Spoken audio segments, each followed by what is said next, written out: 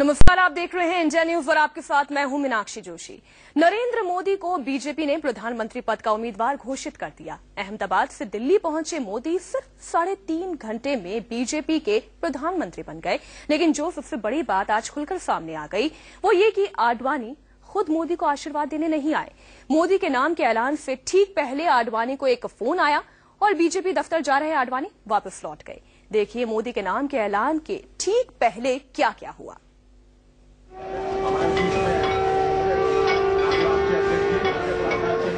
Lights camera action.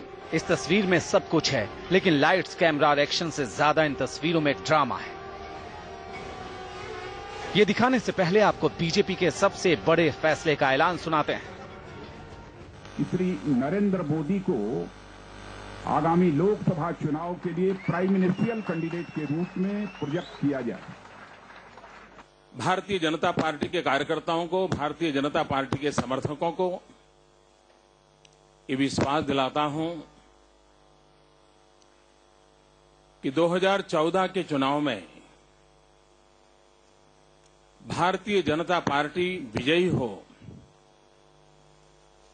उसके लिए परिश्रम करने में कोई कमी नहीं रखूंगा।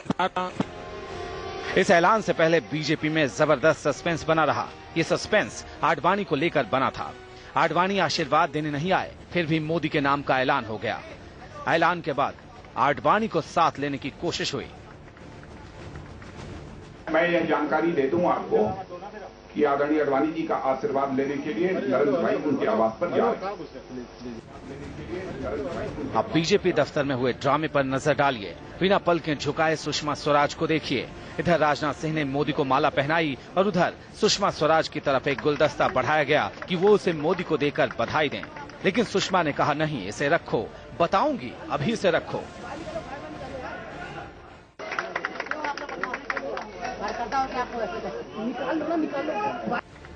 ये कहकर सुषमा ने गुलदस्ता वापस कर दिया। चंद सेकंड के भीतर एक नेता ने सुषमा की तरफ एक माला बढ़ाई। सुषमा ने माला को हाथ लगाया और फिर उसे ये कहते हुए वापस लौटा दिया कि रखिए इसे, ये नहीं चाहिए।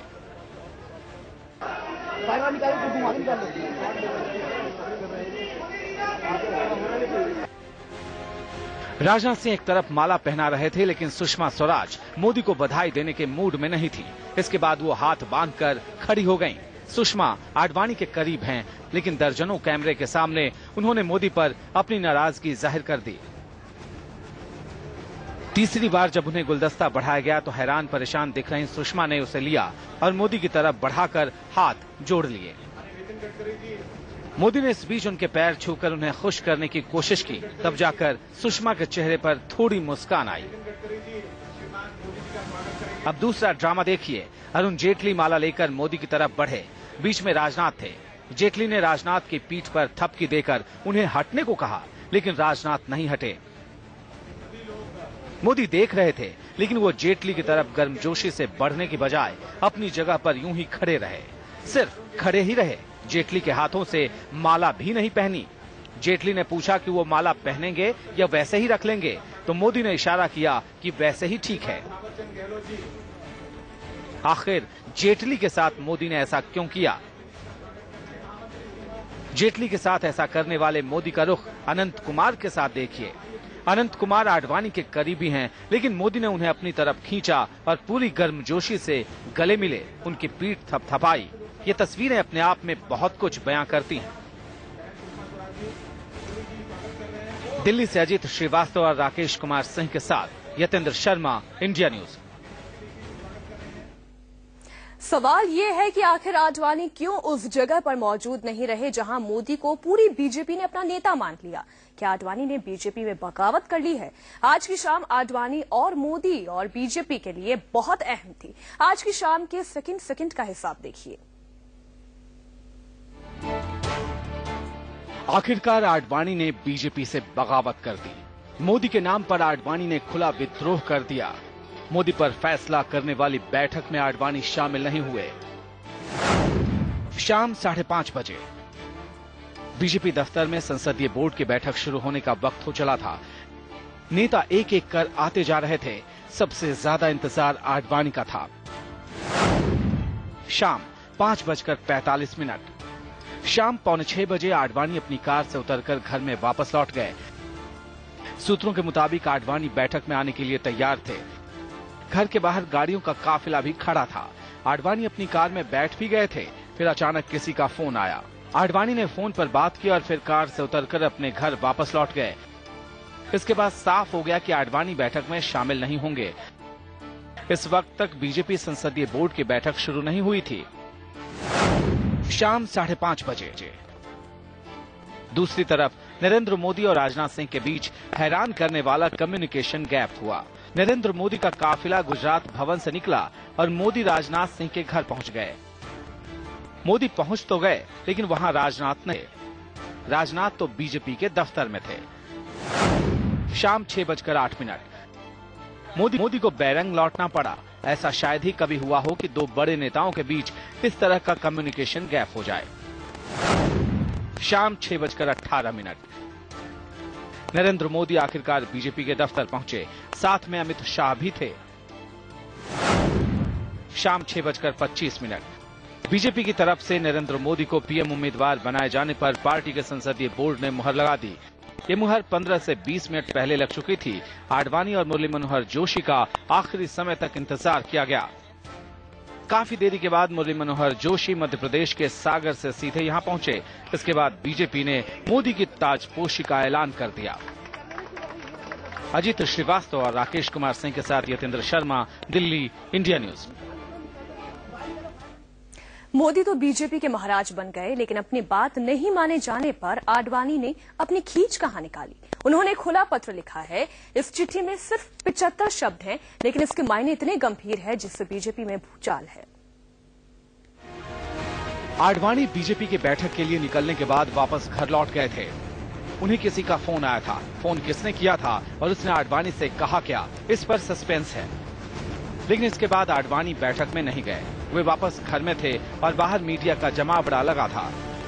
इधर मोदी की ताजपोशी शुरू हुई, उधर आडवाणी के घर से एक चिट्ठी बाहर भेजी गई। ये राजनाथ सिंह के नाम थी।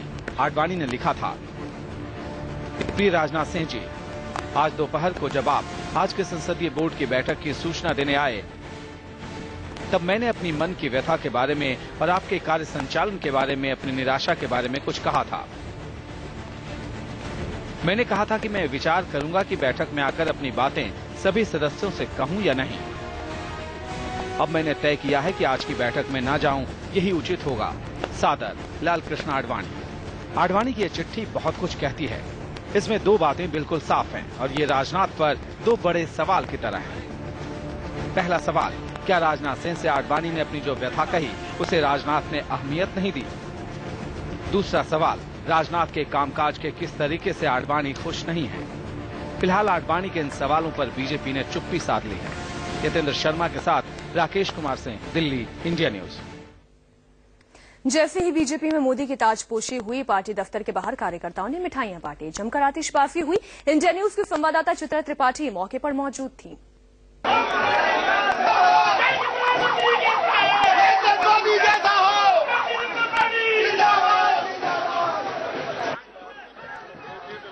आखिरकार वो घड़ी आ ही गई जिसका बीजेपी का हर कार्यकर्ता बेसब्री से इंतजार कर रहा था।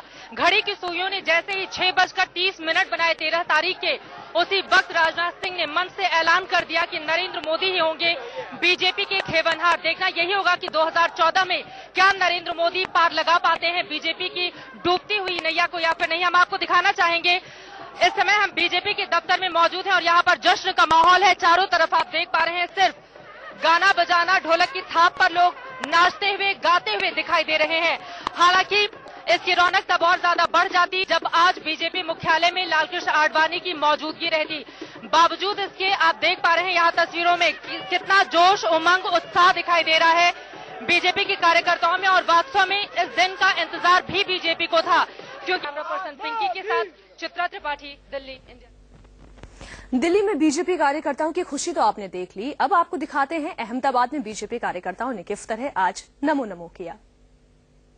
में हुए मोदी के नाम के ऐलान के बाद सारी नजरें और कार्यकर्ताओं का जोश केवल अहमदाबाद के सरदार वल्लभ भाई हवाई अड्डे पर टिका हुआ है, जहां पर मोदी आकर आप देख सकते हैं कि 3 कुर्सियां लगी हैं।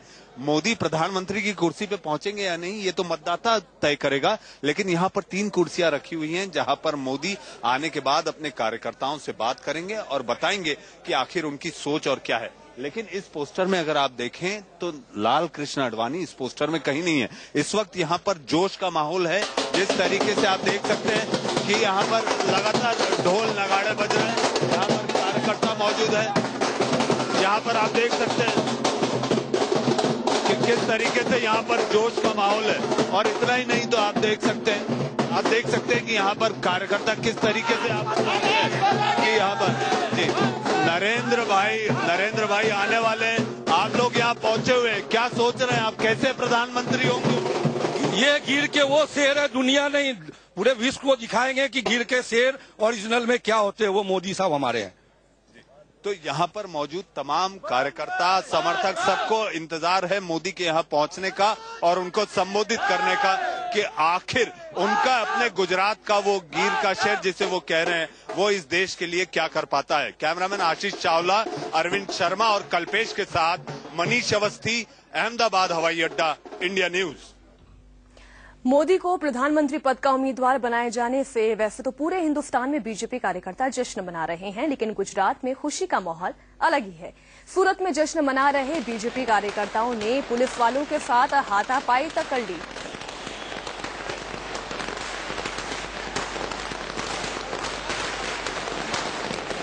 तो तस्वीरें इस वक्त आप देख रहे हैं सूरत की, जहां पर मोदी के नाम का ऐलान होने के साथ ही बीजेपी कार्यकर्ताओं में जश्न का माहौल तो था, लेकिन इस जश्न के माहौल में पुलिस वालों से भी हाथापाई कर बैठे।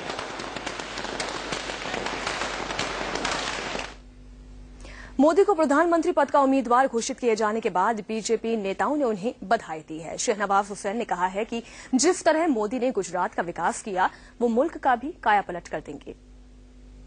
जिस तरह से गुजरात में नरेंद्र भाई ने तरक्की कराई है उस तरह देश में भी तरक्की कराएंगे। लोगों की बहुत उम्मीद उनसे है और उसी उम्मीद पर वो खड़े उतरेंगे।